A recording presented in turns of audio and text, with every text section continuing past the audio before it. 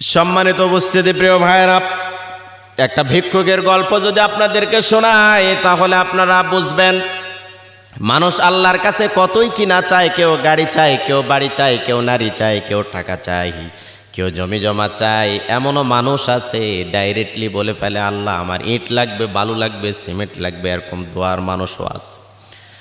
একজন ভিক্ষুক, কেমন জাতের ভিক্ষুক এটা আমার মাথায় ধরে না, আল্লাহ রাব্বুল আলামিনের কাছে ফরিয়াদ করছে, ও মালিক, তোমার কাছে যে যেটা চাবে সেইটাই তো পায়।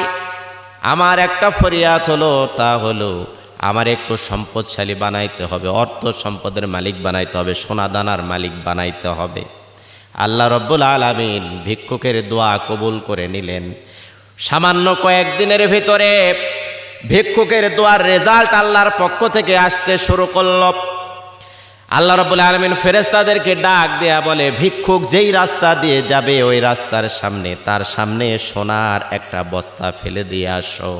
ভিক্ষুক ফরিয়াদ করছে, দুনিয়াতে তার অর্থ সম্পদ লাগবে, হীরা মণিমুক্তা লাগবে, সোনা দানা লাগবে। তার দোয়া কবুল হয়েছে, তার সামনে সোনার বস্তা ফেলে দিয়ে আসো। ফেরেশতারা এসে ভিক্ষুকের সামনে সোনার বস্তা ফেলে দিয়েছে। ভিক্ষুক কোনোদিন এই পরীক্ষা নেয় নাই, কিন্তু সোনার বস্তার সামনে গিয়ে ভিক্ষুক মনে করতেছে, মনে মনে চিন্তা করতেছে, এই পৃথিবীতে কত কানা মানুষ দেখেছি, অন্ধ মানুষ দেখেছি, কেমনে চলে, এটা কি সম্ভব নাকি? সোনার বস্তা যেই জায়গায় পড়েছে ওই সোনার বস্তার সামনে এসে সে কানা কানা খেলা শুরু করছে, অন্ধ কেমনে হাঁটে। সোনার বস্তার সামনে এসে চোখ বন্ধ করে যখন পার হয়, কানা কেমনে হাঁটে। সোনার বস্তা পায়ের সাথে লাগার পরও বিরক্ত বোধ করে, কে এখানে বস্তা ফেলে দিয়ে গেছে। কানা মানুষগুলো কত কষ্ট করে পথ চলে, রাস্তা চলে, কতই না কষ্ট হয়, পায়ের মধ্যে ইট বাঁধে, পায়ের ভেতরে বস্তা আটকে যায়।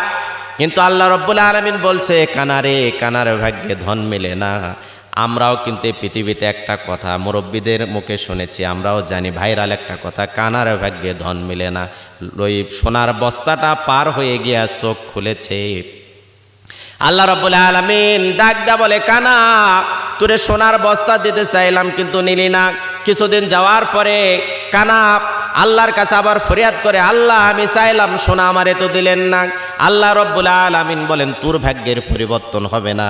সোনার বস্তা যেখানে কানা কানা খেলা খেলিস সেখানে তোরে সোনার বস্তা দিয়েছিলাম কিন্তু নিতে পারলি না।